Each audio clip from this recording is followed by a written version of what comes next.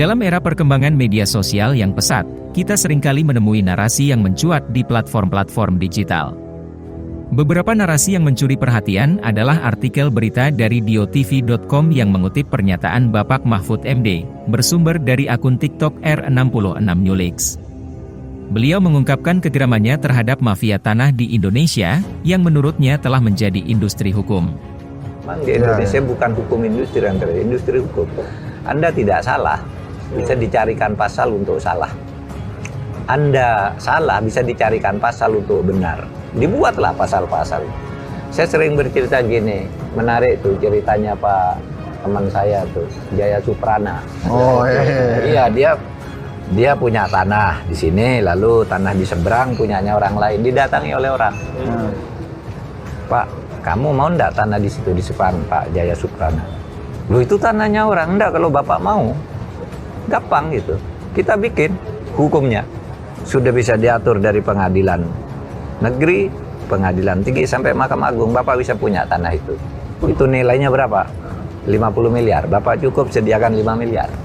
Wah. Jadi milik Bapak. Disengketakan dulu gitu? Iya, dibuat sertifikat palsu, lalu orang disuruh saling bertengkar sama ini, lalu ini masuk, itu punya saya, dan itu industri hukum, dan itu sekarang banyak terjadi di bidang pertanahan.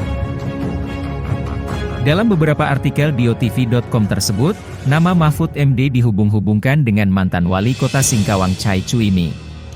Akan tetapi, jika dilihat dari segi waktu, tempat, dan bahasan, tidak ada hubungan sama sekali antara keduanya. Banyak sekali narasi yang di dalamnya mencatut nama Mahfud MD, yang terkesan bohong dan memfitnah. Judul-judul beritanya cenderung tendensius dan provokatif dengan melibatkan mantan wali kota Singkawang Chai Chuimi. Namun faktanya, pernyataan Bapak Mahfud MD tidak secara khusus menanggapi isi artikel yang dituduhkan tersebut.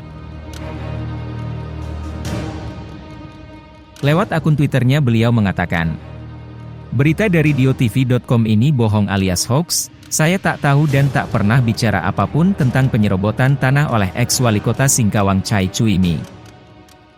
Media ini melanggar norma karena tak menyebut kapan dan di mana saya bicara kasus penyerobotan tersebut," pungkasnya. Setelah terjadi kontroversi mengenai pencatutan nama Mahfud MD dalam artikel yang tidak relevan, diotv.com akhirnya meminta maaf atas hal tersebut.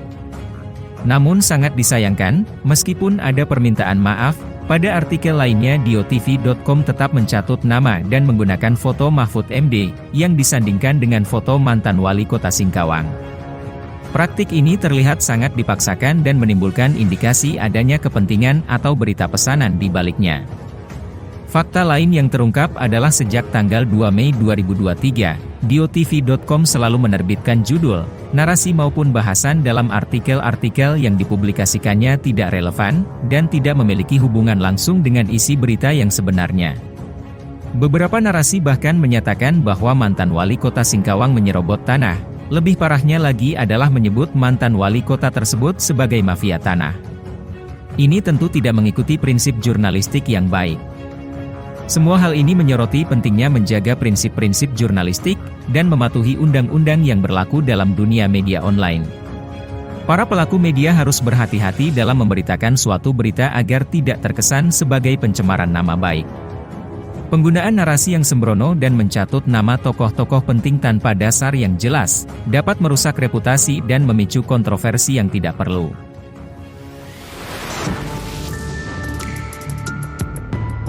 Terkait isu penyerobotan tanah yang diberitakan, masih terus dicari titik terang mengenai legalitas kepemilikan lahan yang dipermasalahkan, maupun oknum yang bersengketa. Saat ini masih dilakukan investigasi mendalam untuk mengungkap fakta tuduhan tersebut.